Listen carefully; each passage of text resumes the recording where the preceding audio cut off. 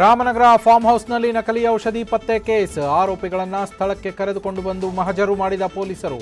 ನಂತರ ಬೆಂಗಳೂರು ಕೋರ್ಟ್ಗೆ ಹಾಜರುಪಡಿಸಿ ಮತ್ತೆ ವಶಕ್ಕೆ ಪಡೆಯುವುದಕ್ಕೆ ಸಿದ್ಧತೆ.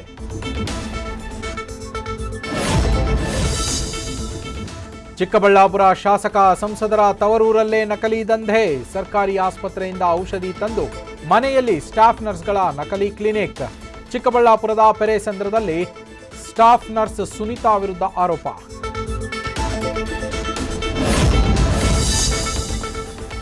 ವಂದೇ ಭಾರತ್ ರೈಲಿಗೆ ಆಹಾರ ಪೂರೈಸುವ ಸ್ಥಳಗಳ ಮೇಲೂ ದಾಳಿ. ಮಂಗಳೂರು ರೈಲ್ವೆ ನಿಲ್ದಾಣ, ಹುಬ್ಬಳ್ಳಿಯ ಕ್ಲಸ್ಟರ್ ಕಿಚನ್ನಲ್ಲಿ ತಪಾಸಣೆ. ಗುಣಮಟ್ಟದ ಆಹಾರ, ಕ್ಲೀನ್ ಕಿಚನ್ ನೋಡಿ ಅಧಿಕಾರಿಗಳು ಖುಷ್.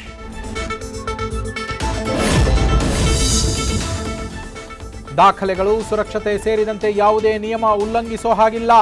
ಉಲ್ಲಂಘಿಸಿದರೆ ಅಪಾರ್ಟ್ಮೆಂಟ್ ಬಿಲ್ಡರ್ಗೇನೆ ದಂಡ. ಹೊಸ ವಿಧೇಯಕವನ್ನ ವಿಧಾನಸಭೆಯಲ್ಲಿ ಮಂಡಿಸಿರುವ ಸರ್ಕಾರ.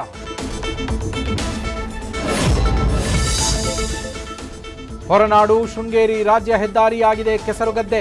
ರಸ್ತೆ ಎಲ್ಲಿ ಅಂತ ಹುಡುಕಬೇಕು ವಾಹನ ಸವಾರರು.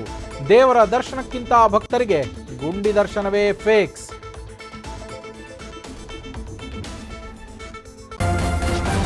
ನ್ಯೂಸ್ ಫಸ್ಟ್ ನಿರ್ಭೀತಿಯಿಂದ ನಿಮ್ಮ ಪರವಾಗಿ.